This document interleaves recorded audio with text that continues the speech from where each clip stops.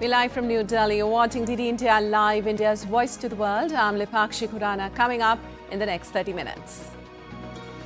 In a power-packed schedule for the day, Prime Minister Modi to inaugurate the 9th edition of the Indian Mobile Congress in New Delhi. Also set to launch key projects in Mumbai, boosting infrastructural sector.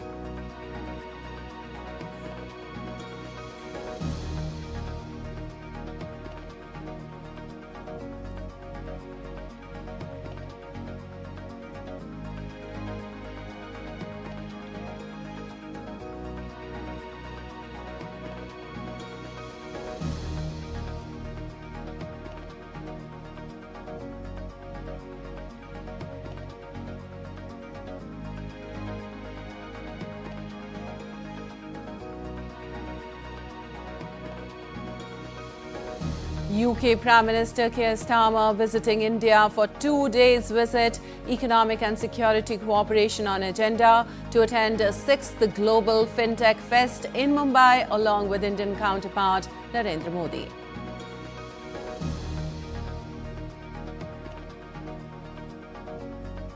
Impasse remains on Trump's Gaza peace plan as Hamas says it's ready to reach a deal, but conditions remain. Talks to continue on Wednesday as well. Indian Air Force celebrates its 93 glorious years of valor and excellence. Salute to the brave hearts for their unwavering dedication and unparalleled service to the nation.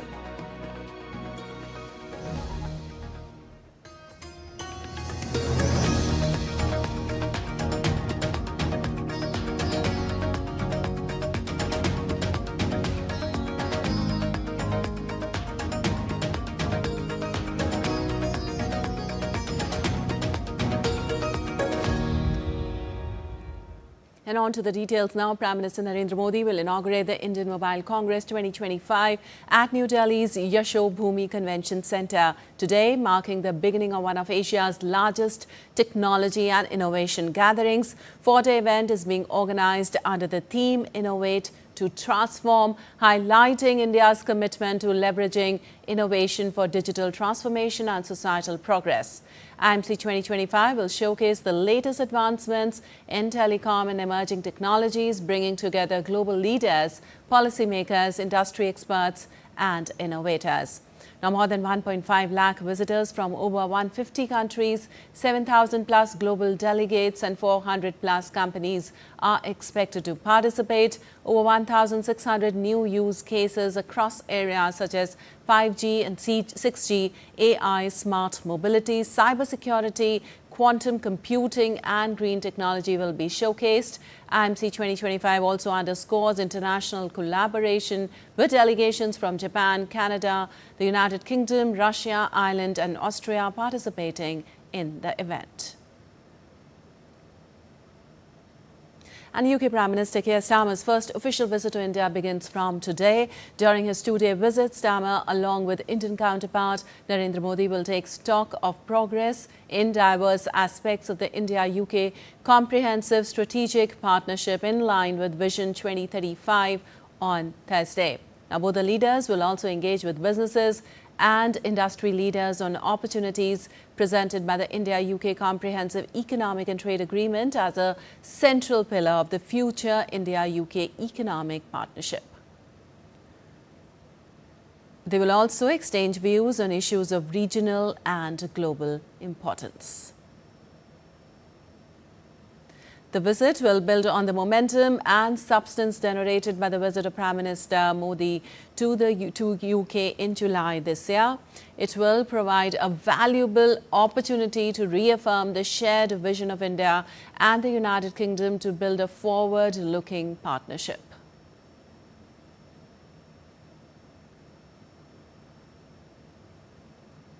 While Prime Minister Narendra Modi, along with the visiting Prime Minister Starmer, will also participate in the 6th edition of the Global Fintech Fest at Jio World Centre in Mumbai on Thursday and deliver keynote addresses on the occasion.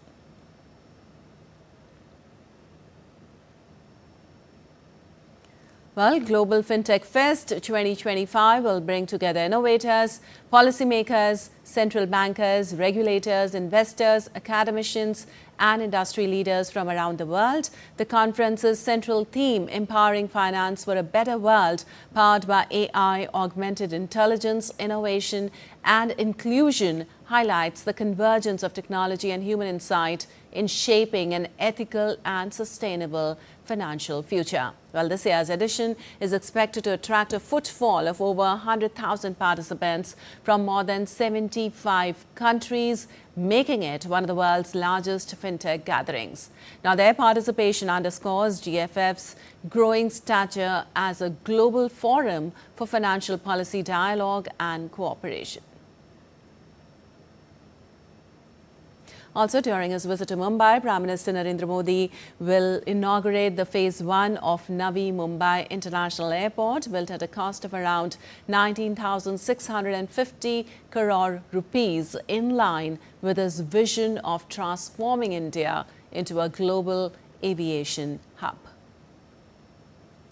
Also, the Navi Mumbai International Airport is India's largest greenfield airport project developed under a public-private partnership.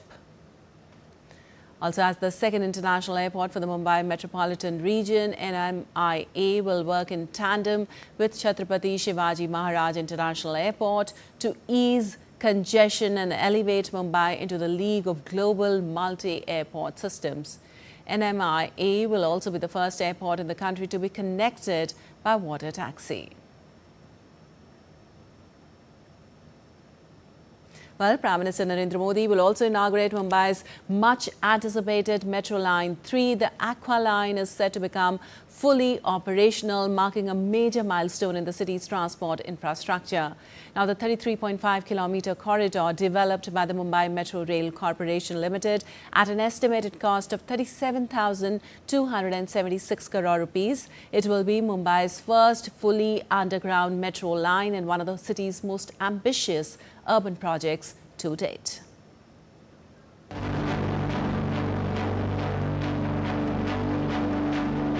Connecting the southern business district of Cuff Parade with the northern suburbs of Seeps and Array, the Aqua Line comprises 26 underground stations and one at-grade station. The new stretch adds 11 key stations, including Cuff Parade, Churchgate, Hutatma Chowk, CSMT, Girgaon and Mumbai Central, linking South Mumbai's business hubs, residential areas and heritage precincts. Once fully integrated with Mumbai's expanding metro network, the line is expected to serve nearly 15 lakh passengers daily, significantly reducing travel time across the city.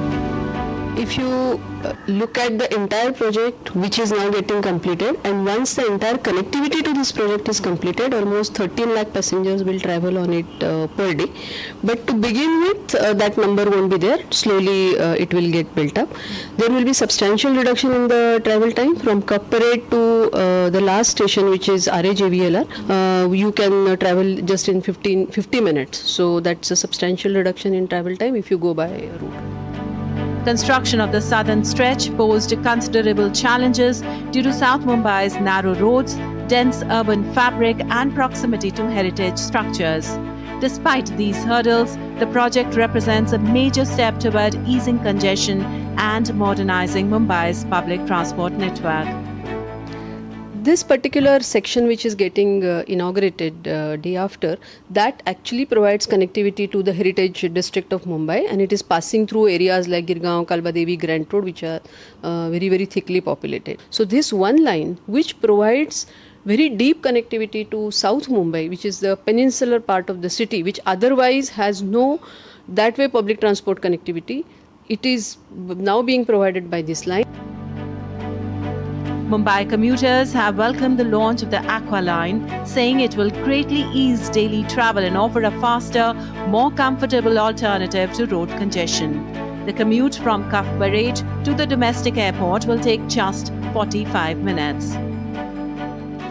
Cough parade से लेके अपने महालक्ष्मी तक लोगों की वक्त को ध्यान में रखते हुए जो महाराष्ट्र सरकार ने जो ये नया कदम उठाया, जिससे नया डेवलपमेंट किया है, ये सराहनीय है। सबके अच्छे के लिए ही है जो अंडरग्राउंड जो पहले जो महालक्ष्मी अपना गिरगांव वगैरह जो स्टेशन पे नहीं ट्रेनें जब नहीं रोक रही थी, अभी हमारे लिए बहुत सहूलियत की बात है।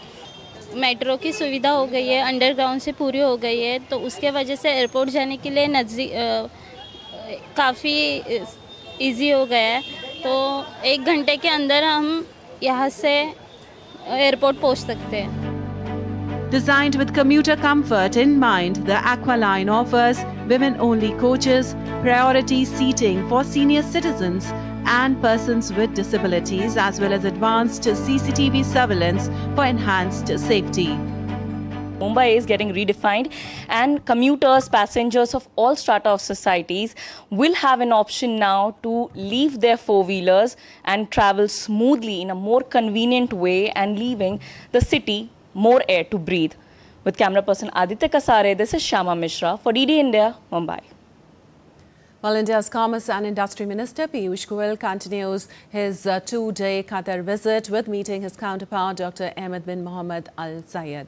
The two sides recalled their discussion in New Delhi held in August when Minister Zayed led a large investment delegation from Qatar to India. Piyush Goyal said that India looks forward to continued engagement for increasing bilateral trade and investment ties. Indian minister also held productive meeting with founder and MD of CDC International Khalil Boutros Al-Sholi. Two sides discussed potential areas for joint ventures and investment to expand India's footprint in infrastructure and developmental projects. India's minister also addressed the Doha chapter of the Institute of Chartered Accountants of India. Piyush Goyal urged the chartered accountants to enhance their role in strengthening the professional services trade to further deepen India-Qatar bilateral ties. And the Indian Air Force is celebrating its 93rd Foundation Day on Wednesday. This day commemorates the founding of the IAF in 1932 and highlights its vital role in safeguarding the nation's airspace and supporting ground operations.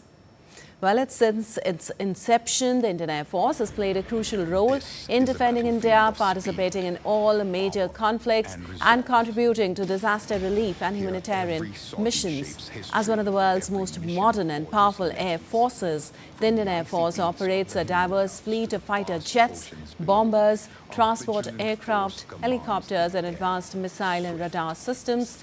Committed to safeguarding India's airspace and national security, the Indian Air Force also plays a pivotal role in regional peace and stability.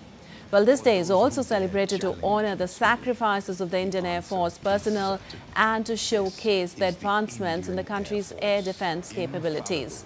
This day is celebrated with grandeur across the nation to honor the valiant service and contributions of the Indian Air Force and its personnel. And on the eve of the 93rd Air Force Day, Chief of Air Staff, Air Chief Marshal Amarpreet Singh said Operation Sindoor showed how India's air power can deliver a firm and calibrated response to any threat against the nation. Operation Sindoor is also a shining example of clear higher directions, our indigenous capability, and effective cohesion and jointmanship between all defence forces. Going beyond the combat role, the Indian Air Force has always stood by the people, rescuing lives during floods and disasters and evacuating citizens from conflict zones as demonstrated during Op Sindhu and Op Brahma. The Indian Air Force has been and will continue to be the first responder to the nation's call. And still to come in this edition of DD India Live. Trump promises trade fairness for Canada, suggests United States could ditch USMCA trade agreement. Macron faces mounting pressure to break political deadlock as former ally urges his resignation. And India's Anmol Karb and Tanya Hemant progress to second round of Arctic Open. Lakshya Sen to face Kudai Naroaka of Japan.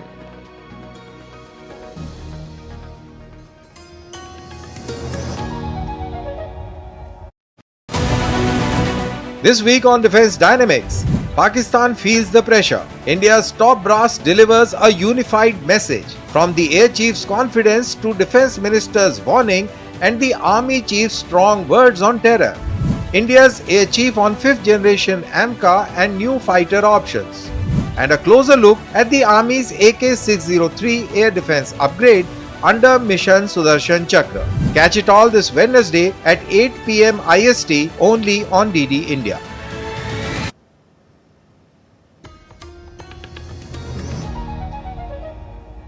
Welcome back. You're watching DD India Live. I'm Lipakshi Khurana, and moving on, the second day of the latest round of Gaza ceasefire talks between Hamas and Israel, mediated by Egypt and Qatar, concluded on Tuesday in the Egyptian city of Sharm el-Sheikh. The second day of this round of talks focused on key issues, including Israeli troop withdrawal routes and the release of Israelis held captive in Gaza. While Hamas insisted that any release must occur simultaneously with a complete Israeli military withdrawal from the Gaza Strip and demanded international guarantees for a permanent ceasefire. Meanwhile, Egyptian mediators are intensifying efforts to help bridge differences between the parties. Qatar, Turkey and the United States have sent delegations to Sharm el-Sheikh, with all parties scheduled to continue talks on Wednesday. Hamas has not yet responded to several conditions Israel deems essential for a comprehensive truce. Now, Hamas spokesman Fawzi Barham said that the movement is committed to overcoming all obstacles to reach an agreement. He warned Israeli Prime Minister Benjamin Netanyahu against attempts to obstruct or undermine this round of negotiations. And US President Donald Trump said he discussed lowering tariffs on key Canadian sectors in talks with Canadian Prime Minister as part of efforts to ease trade tensions between Washington and Ottawa. Now, Canada's Prime Minister Mark Carney made his second visit to the White House in 5 months on Tuesday under increasing pressure to address US tariffs on steel, autos and other goods that are hurting Canada's economy. But Carney, who faced pressure at home to get a deal during his second White House visit since taking power in April, left without any firm promises that tariffs would be lifted. Meanwhile, Trump said Carney would be very happy after their trade talks, but offered no immediate concessions on lifting steep US tariffs. Trump also said a trade deal with Canada would be comprehensive. We don't like to compete because we sort of hurt each other when we compete. And so we have a natural conflict. It's a natural business conflict, nothing wrong with it. And I think we've come a long way over the last few months, actually, in terms of that relationship. So when it comes to trade, the United States was always giving everything. They gave everything to Canada. Well, as the U.S. government shutdown reaches its 7th day now, air traffic control staffing issues are delaying flights for a second straight day at numerous U.S. airports. More than 3,000 flights have been delayed, according to flight tracking data, as staffing shortages have impacted a widening number of airports. The FAA is reducing the number of arriving flights per hour, citing staffing, with average delays of 41 minutes, and there are also staffing issues at Atlanta Air Route Traffic Control Center. Some 13,000 air traffic controllers and about 50,000 Transportation Security Administration officers must still turn up for work during the government shutdown, but they are not being paid.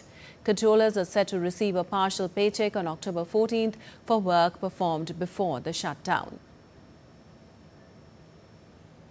And French President Emmanuel Macron is under pressure even from allies to find a rapid solution to France's political deadlock after his first Prime Minister and one-time ally urged him to resign for the sake of the country. Now, Macron, president since 2017, has been battling the worst domestic political crisis of his presidency after the shock resignation on Monday of his 7th Prime Minister, Sébastien Lecornu. Well, Macron gave Lecornu until Wednesday evening to thrash out a compromise for a sustainable coalition government, but it is far from certain these efforts can succeed.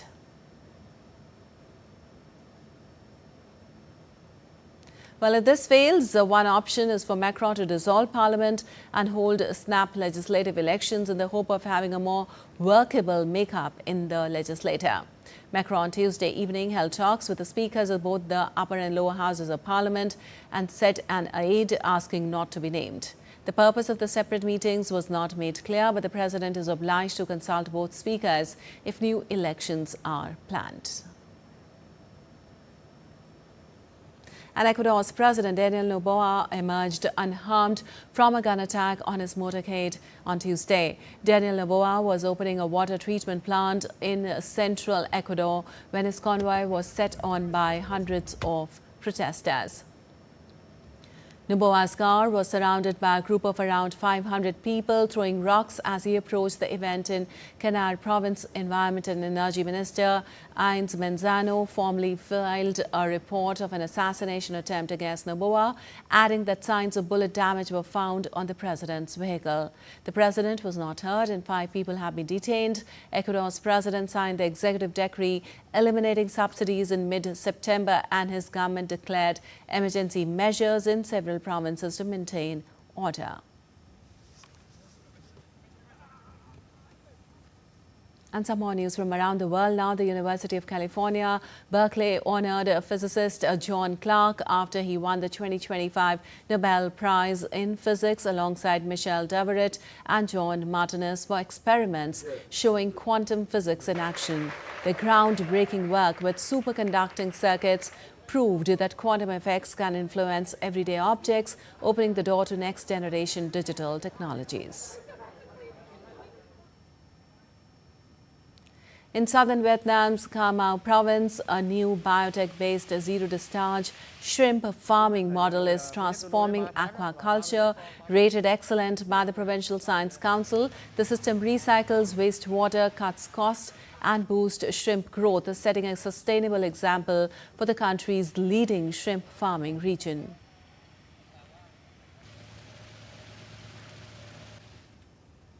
And on to some business news now. The World Trade Organization sharply lowered its 2026 forecast for global merchandise trade volume growth to 0.5% on Tuesday. It cited expected delayed impacts from U.S. President Donald Trump's tariffs. This marks a significant revision down from its previous estimate in August of 1.8% growth. Now, Trump's tariff decisions since he took office in January have shocked financial markets and sent a wave of uncertainty through the global economy. In Geneva, Director General Ngozi Okonjo-Iweala said the world trading system is showing resilience, with the rules-based multilateral system providing some stability amid trade turmoil. Look, for next year is bleaker, yes, and how concerned I am, very. I am concerned for the system. You saw what I said in my statement, that this is no time for complacency. Just because we see resilience in the system doesn't mean that we're home free, because there's so much uncertainty. And that's why we've also been very upfront with you that it's very difficult to forecast because we have these ups and downs with regard to trade policy uncertainty. So I am concerned. Well, Tesla unveiled more affordable versions of its Model Y SUV and Model 3 sedan on Tuesday, priced at $39,990 and $36,990 respectively, in a bid to reverse falling sales and regain market share amid intensifying global competition.